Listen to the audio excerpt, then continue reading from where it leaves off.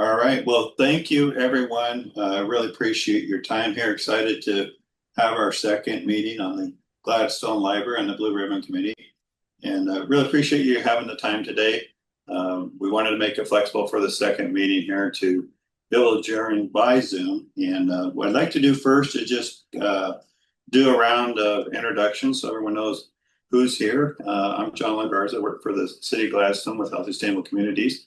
We've been working on putting the RFP together here and working with the community during the process of the community engagement and outreach here. So, and then I have turn over to Jackie, and then we'll go through the panel, the folks on the panel. So I'm Jackie Betts. I'm the city administrator, and I'm really happy to be joining you for this meeting. So next on our screen is Nancy. Hi, everyone. Nancy Eichstead. I'm up here off Oakfield Road, a community member, Friends of Gladstone Nature Park, library board, this and that. I've been in town for quite some time. I won't tell you how long. And I see my neighbor Kyle right below me. Glad to be here. Okay. I can go. I'm Nicole Quackenbush. I am also a resident of Gladstone. I live off Los Verdes and have been there just over 10 years, and I serve on the school board. Great.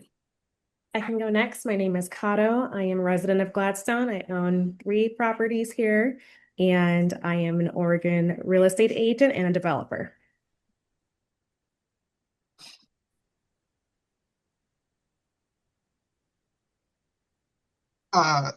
Andrew Langston, Gladstone resident, and on the planning commission. And I work for a general contracting firm, and I'm happy to be here.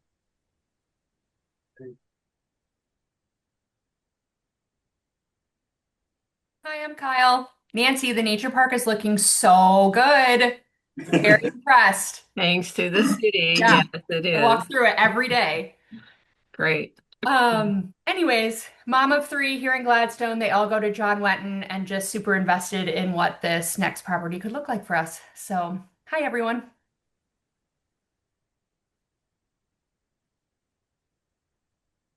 Hi, folks.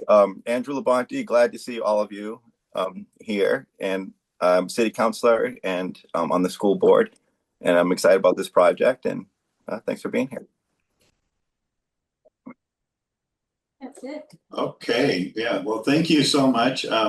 Haley, if you could share. We actually have 2 more people, Steve and Steve's here. Okay. yes, and okay. Sorry about that. Hi there, I'm Steve Perkins. I work for Clackamas County in the Office of Economic Development. I've got a long background in real estate and economic development. And I'm not a resident of Gladstone, and I'm here in my professional role of working with the county. And I'm Ariela Sophie Sternberg. I'm not a Gladstone resident. I'm a Clackamas County resident. I live in Milwaukee, and I work for the Clackamas County Arts Alliance. So I'm here representing arts, but I'm also a former teacher as well. So I can speak to education and team programming and that as well. All right, Haley, did we get everyone? yes, I believe that was everyone now. Okay, awesome. Okay. Haley, if you could share with the group the request for proposals, the point, we'll go through that. So if you want to put the first cover sheet up, that would be good.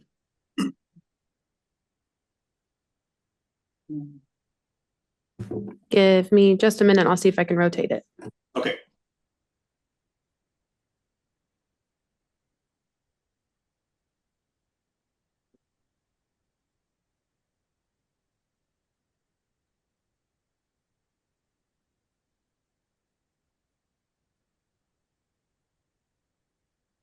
All right. Can everyone see that? Yes, we can. Yeah. Okay, great. All right. Thank you so much. So, we're excited to have everyone here today to go through and give us any, feedback here on the request for proposals. We'll be going through later. The second thing on the item is to talk about the timeline here with the group today. But what we want to do today is get feedback on the request for proposals. And our goal is to be able to have the request for proposal will go live next week. So we appreciate everyone's time today to provide input as we go through the pages, and then we'll solicit feedback from that standpoint there. So Haley, if you could go to the next page here.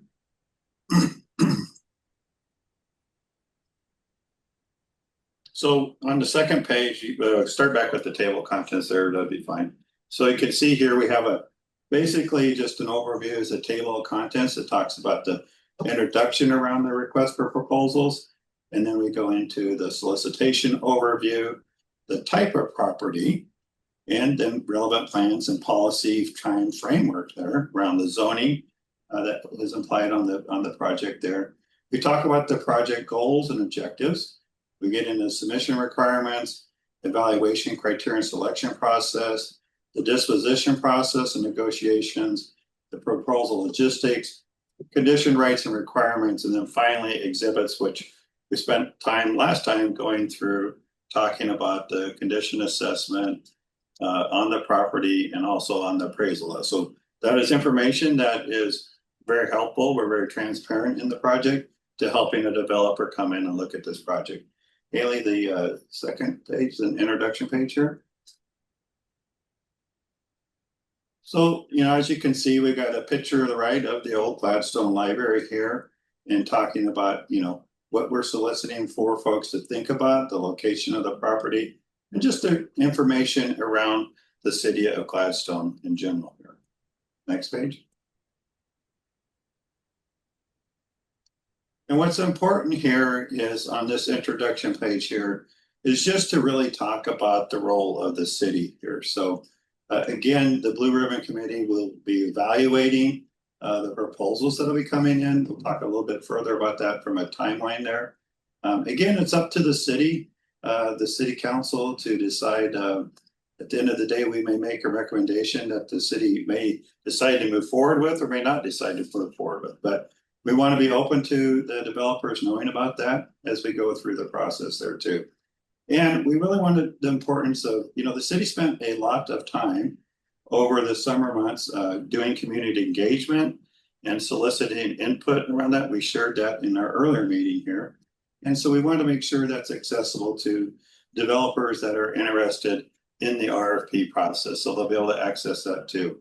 And last, just the importance of the information around the parcel number, the lot size. We adjusted. You can see on the right in this picture where the property line comes down and it splits that area with the parking. But it's also important to notice that, this is a parcel right now that the city's not receiving any revenue on. So from that area, it's also important to think about that as the future type of projects come in. The next page there, the solicitation review. So again, we talked about really thinking about the opportunity here for this to really be a catalytic project on Portland Avenue here. We had at the open house several different exhibits, and we encourage people to give us feedback on the opportunities that could be at this project site here. So really too, thinking about the long-term economic stability, livability opportunities too, and what kind of preferred uses would be that the community would like to see here. So this kind of goes over that overview of the development opportunity. The next page, please. Then we get into the solicitation overview here, talking about the disposition timeline from that standpoint there. And here. Second.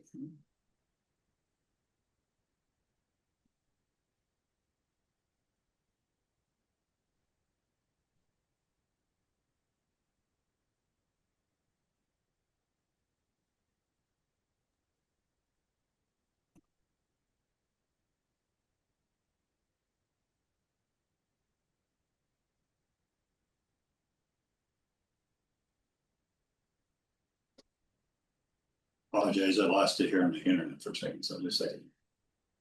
Okay.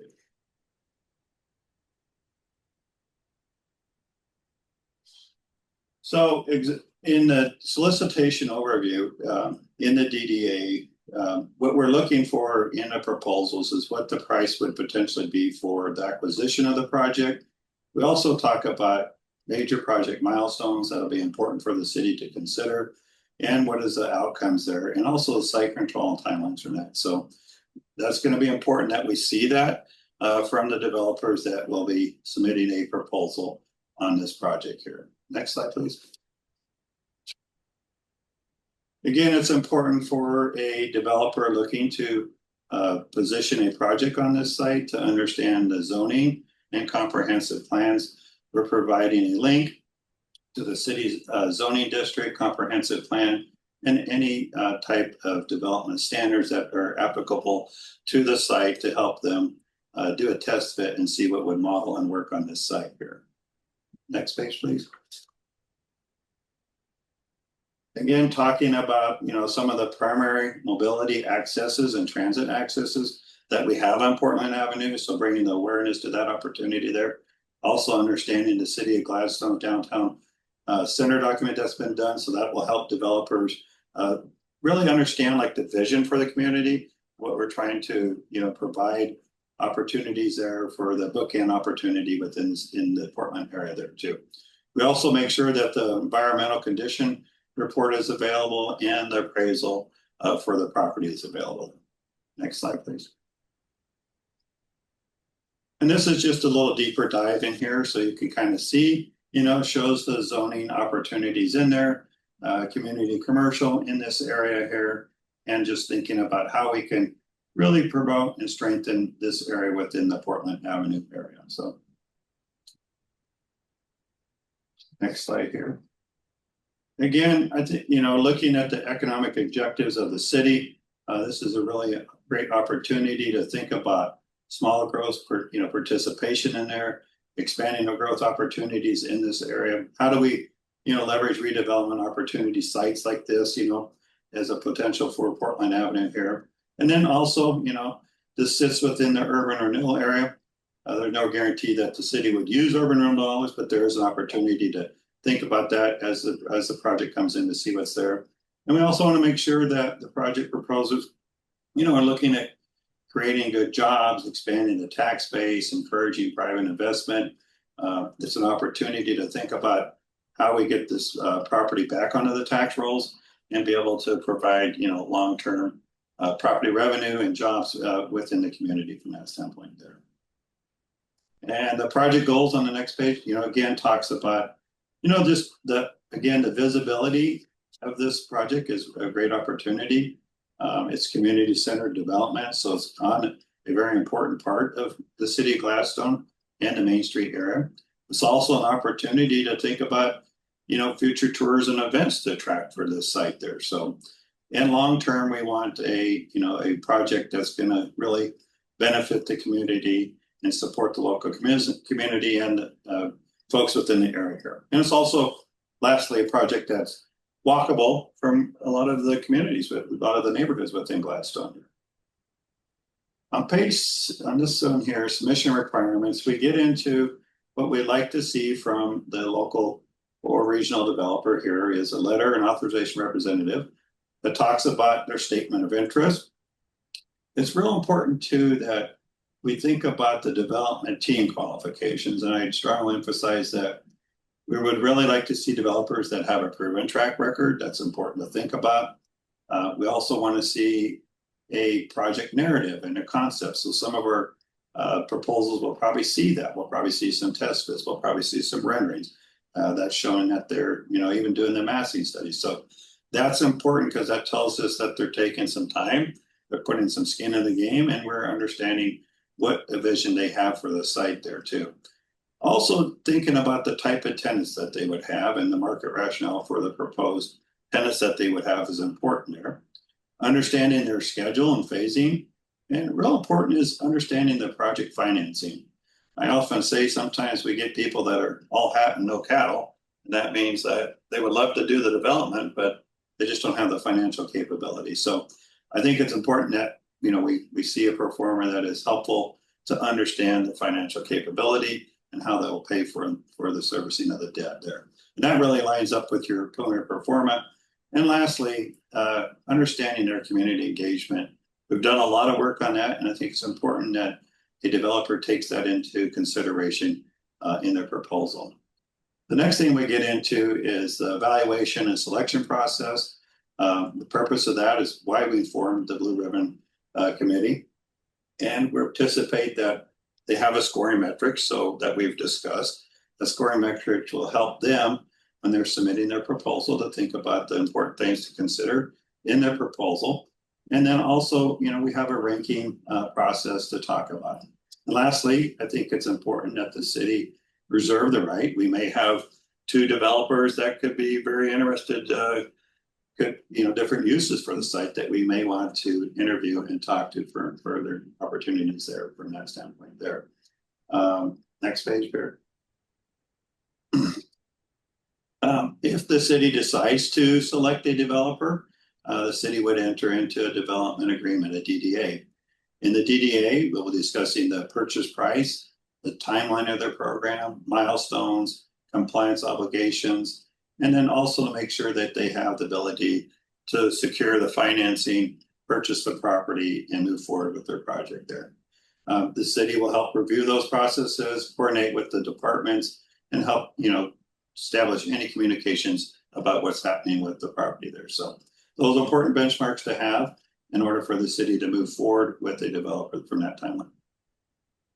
The third thing, this next thing is proposal logistics, and this gets into our third thing on our agenda, and we'll talk about this here, is really talking about the timeline for the RFP. Our goal is to launch the RFP next week.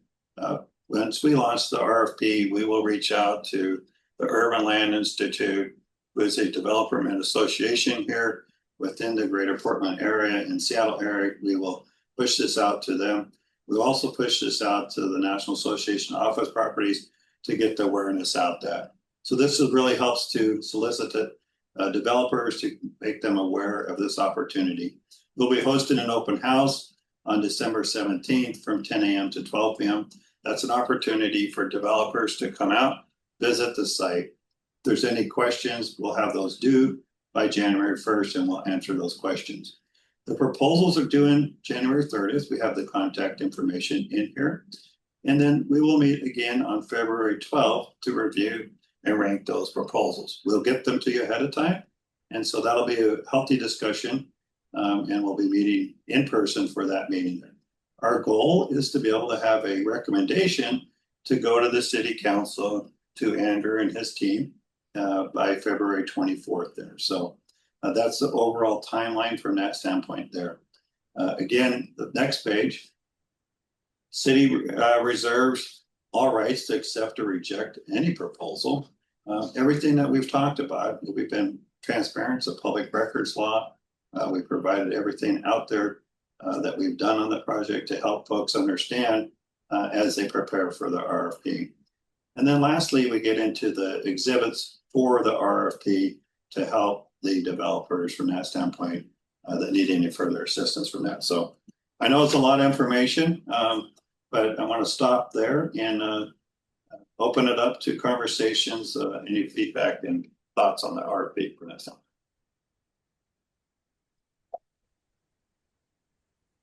Yes, my question. Oh, Nicole, I see that you have a hand raised. Oh, no, go for it, please. Okay. I know that we are releasing this out soon, and it's kind of a quick turn from when we want people to submit their responses by. How are we planning to distribute this out so that people are aware that there is an RFP opportunity? Yeah, we will post it on the city's website. We will push it out to Urban Land Institute, and we'll also push it out to National Association of Office Properties. City also has a newspaper, so we could post it there too. We'll be pushing out to a lot of sources to help get the awareness out. Would the DJC be one of those sources? Yes. Perfect. I can, if you want me to, I can put it on our CoStar site and also distribute it. We have a subscription to vertical mail, which goes out to about 400 brokers in the Portland area. That'd be awesome, Steve. Thank you so much. I was just looking at the scoring framework that we had gone over at the last meeting, and I know that it was requested of us of the committee members to provide feedback. And when I took a look at the framework, with the exception of 2 additional sentences or statements, I didn't really see a lot of updates to what was provided to us in October. I was just curious if you received a lot of feedback from the committee, or I guess how did you end up with this final scoring framework? Yeah, we were basically, I think you were the only one, Nicole, that came back with that we received an email. So we took that into consideration. So thank you very much. Yep. My turn. Yes, Nancy. I read through this, and in the process of building the library, we'd always talked about difficulties of parking in that area. And I'm sure it's addressed in the zoning, but I'm not familiar with what the limitations for parking would be. And as you can imagine, if we get like some really big company in there that's going to have a lot of traffic, where it's going to kind of sandbag things. No, I appreciate that, and I do believe that the parking is addressed in the zoning there.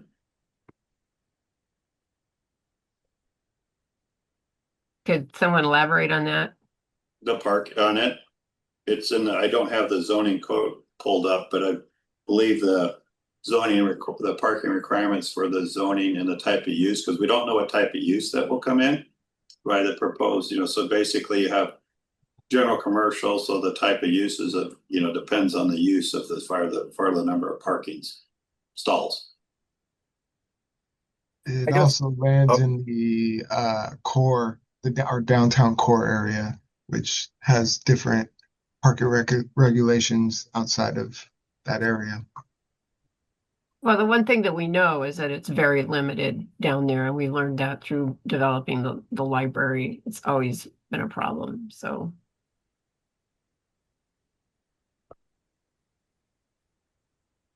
If I may ask, and Jackie, you might have some insight into this, but if whatever goes in there is partly residential, does that then negate the need for parking, Well, I think, yeah, I don't have the zoning code pulled up either, but the state laws have changed to where we can't require parking. I guess one of the tools that the city would have, because it's city-owned property, is if we got into a negotiation with the developer and we wanted them to require parking, we could have that discussion with them. But as far as the zoning codes go, parking is no longer a requirement. Yeah. And I think the other thing to think about, I know that Gladstone didn't, I understand the challenge around the library, but the library kind of closes, and then there's plenty of parking, right? So a lot of times what cities you have to think about is cross programming, right? So for parking, so the uses are at different times, so you have to think about the availability of really utilizing parking spaces to our true advantage. I mean, we keep paving more and more blacktop, but there's really an opportunity to think about how areas are cross programmed from that standpoint there, because at what time's the library close? They close at 5 or 6 o'clock? 7, yeah. So and it doesn't open till 10, right? So thinking about how you cross program is important too for parking.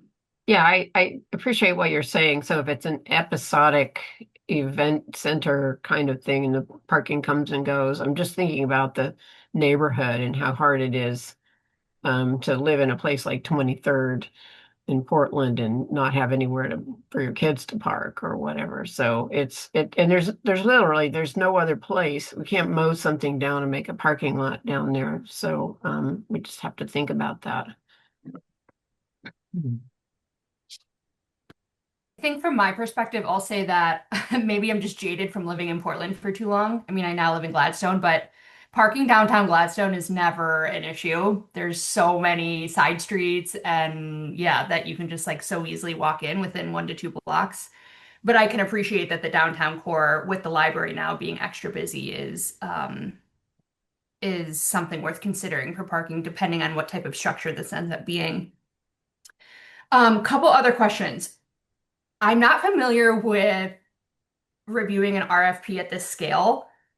However, this seems like a super fast timeline. Is this normal? Like to get it out next week and then for the RFP to be, or for proposals to be in by the end of the month, by the end of January? Is that normal? Yeah, 30 to 45 days is normal. Okay. We're just, we're an efficient group, and the Yeah. city's a very efficient staff, and yes. Well, I know we're very efficient. I normal. just don't know if developers are efficient, but I guess they must be if they're trying to hop on these RFPs. So, yeah. Well, I think it's a great opportunity. I mean, you want to show, it's important that the city communicate, timelines to meet, Yeah. standpoint too, and have an open house. We have a clear messaging from that standpoint too. So I think there's been a lot of outreach that's been done, and if a developer has been listening to, community engagement meetings that we've been to city council meetings. There's plenty of them, I'm sure, that have been thinking and been watching. Yeah. This opportunity and talking. So I'm just excited for the efficiency of this too. So. Yeah, nice. Agree. Okay, final question. Is there, and maybe this is part of the RFP review process that the city already does, but sort of whatever saying you said, what was it? All cow, no, whatever. All hat, no cattle. Yeah. That's a saying. Sometimes you get the developer that proposes, a 4-story mixed use with retailer, but has never built anything and doesn't have a bank account. So, Yeah. Well, my point exactly. So does this process include calling like references or previous clients, or basically proof points on how they can say not only, categorically what they created for them, but also the process of working with these developers? Is that part of the process? That's a great point, Kyle, and we should add and provide in a couple references to that point there. So I like that key point there. So. Okay, I'm done. Thanks, guys. If I may just comment, and to your point about kind of it feels a little fast, and I understand that it's an efficient process. I wonder how the holiday plays into that though. And I think it's worth the conversation about a little extra time if people are interested in that, or what would that look like? Am I out of line on that, do you think, John?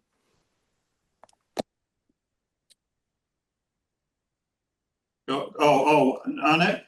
Is that like it's up moving to crazy to add a week or two or something? You're on the council, and so it's I defer to you and Jackie, and if you both feel like you want to add some time on that, or if you I'd be interested in what this group thinks about it mostly. I've seen in past situations where a developer would would notify the RFP group that they are planning to put together a proposal and they're working on it, and they give them like, hey, it's due on the 30th, but we'll have it to you guys by February 14th. And I've seen those situations be allowed for review. I don't know if that would be something. Obviously, I put an extra 2 weeks on the back, but if they were to propose like, hey, we have something, we got something to give you now, we'd like to dial it in for city council review and have it to you by this day, would that be something that would be willing to consider? Yeah, typically you have a plan holders list. So we will know by the 17th, when we have the open house, what kind of interest there is for developers in putting a proposal together. I can tell you that developers tend to think that government is going too slow. And we actually had interest at the beginning in January of this year, before it even went out on the ballot in May, right? And so there are some that are ready to work with the city and figure out what we want to do with it. I think going through the end of January is better than going to the end of December because of the holiday. But I do agree, Andrew, that if we knew that there was interest and that there was a plan holder who was trying to submit something, we would work with them on that. We could always do like Jackie said, kind of like a plan holder, and what so talked about is we could do like addendum to defer it out for 2 more weeks. So we could kind of, if we're hearing some, we'll know because developers will start calling the city and looking at the zoning and some questions, right? And then they could reach out, like Jackie said, and like, I'm working on this, but I might need another week or 2, or there'll be a request. And that's why we put there by January 1st to, if there's any questions. And if they ask for more timeline enter, then we could say, oh, let's pump this out 2 weeks to give them some more time there too.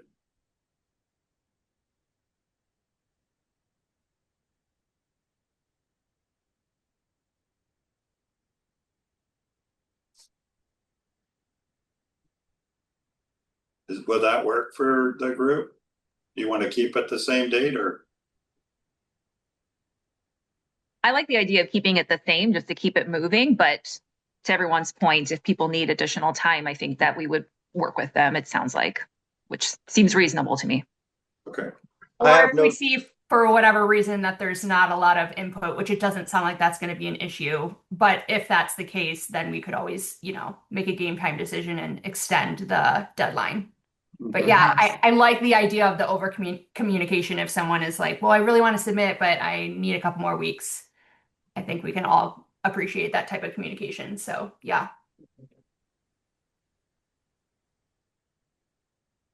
Great. Thank you. I was interested what everyone thought. All right. So just to be clear though, did I read, in an ideal world, how many RFPs would we ideally get? Like as many, I don't know. I'd just be curious to see what the city, I would be happy with 3. Okay. Yeah, Fair. I think if we got 3, we're going to be jumping up and down. If we had 5, we're going to be doing, cartwheels. So, Okay. I mean, Awesome.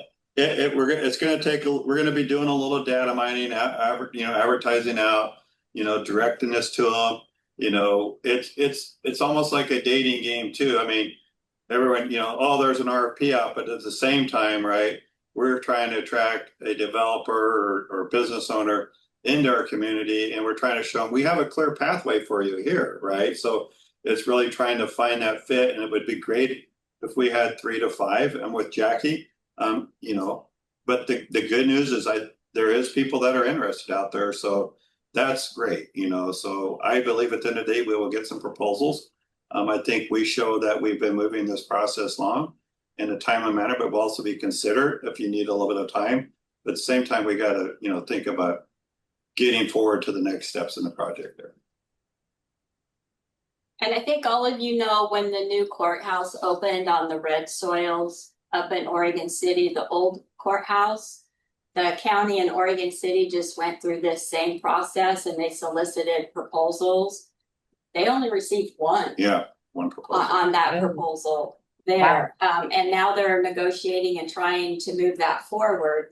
They have a lot to prove, to Kyle's point, that they have the capital to do what they said that they were going to do. And we want to be in control of that as well. But yes, I think this group should be ecstatic if we get 2 or 3 good proposals for this site. And if we don't like them, we don't have to accept them either. So. Yep.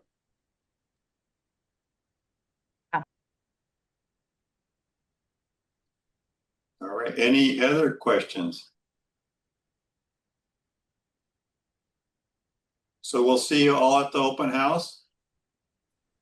Yeah, I just want to say this is gonna be fun to see what happens and what ideas come up. Exciting. It really is. I mean, and I really appreciate everyone's support here. And again, when we get the proposals, we will send them out to you. And for February 12th, and if we have to extend it, we'll be notifying you that too. And if you're around for the open house, please come by and we'll see. It's another opportunity to interview a developer just to see who shows up sometimes. So well, and if it's helpful, keeping you informed of what kind of interest we're getting. We maybe not disclose exactly what the project is or who it's from, but if we can just keep you appraised that the city is receiving phone calls and there's activity, I think that will keep you inspired as well as we go through the process. But this really is the exciting part of it. And I appreciate that all of you are on this group. But be reassured that if we get to a point where the deadline's there and we don't have quite what we want, you guys have the ability to extend that, or to change how we're doing it, so. Can you I just like give props to whoever wrote the RFP. I thought it was really well written and basically gave the answers of exactly what the hell they need to submit. So props to That's what team we that did hired that. John for. I'll tell our That's very team. good. So thank Nice, you. John. Yeah. Good job. Whatever, yeah, our team, and so thank you so much. I'll relate it to him. So thank you. And I don't have anything else. I appreciate all of your time today and your input here. And we will work with the city and Haley and Jackie to get this posted out next week with your comments here. I did just want to say, please bookmark February 12th. Yeah, February 12th. And do we want to do 4 o'clock? I think 4 o'clock, but does that work for everyone like last time we met in person? Is that the time of the open house? No, February 12th for the review of the RFPs. Got it. Can you remind us what the time for the open house is? I just haven't heard that. December 17th. Great. From 10 to noon at the old library. And John will be on site and we'll have the heat on in the building. Nice. Thank you. If I may just ask one thing that came to mind, I know we are working with the university, the council approved for kind of visionary stuff for downtown. Jackie, you've got better details about the terminology there. Are they involved in this project at all? Not No. this one, no. Their work probably won't start until in 2026. So they're not focused on this project, but whatever happens at this site may trigger future for what they are working on. Okay, thank you. I just realized I actually have a schedule conflict for February 12th. Is there a possibility of just in that evening specifically, I'm hosting an event. We can take that discussion offline too. It doesn't need to be figured out Is now. there an earlier time? that day? Earlier in the day would be fine, but I'll be setting up an event at that point. So maybe 3 o'clock Or 2? 2 or 3 o'clock. Would that work for you? 2 would be fine. 3 would be a little tight. I personally could do earlier in the week as well, but yeah, just that evening will not work. Does 2 o'clock work for everybody else on the 12th?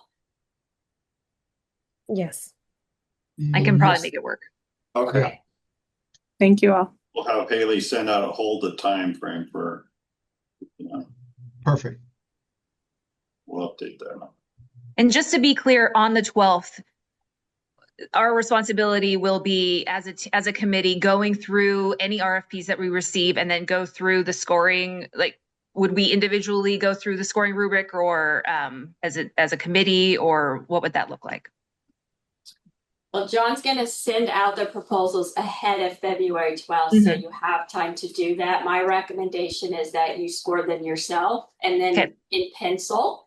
And then when we meet as a group, we talk through that and we come to one scoring sheet. Exactly. Yep. And I think, that, at the end of the day, we want your voice from the community to the council. So just what Jackie said, come in with your scores, and then, someone may say like, no, I think this one should be a 12 or this one should be a 10, right? So like, I think, we'll be in there with maybe you can put it up on a whiteboard as we go down and, some way that we'll talk through like your scores, and it'll be a healthy conversation. It's a great conversation, democracy at its best. So. Perfect. Thank you.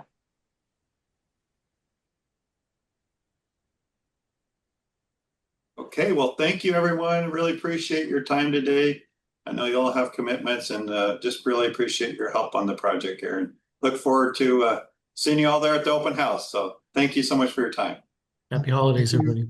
Yeah. Thank you. Bye. Bye.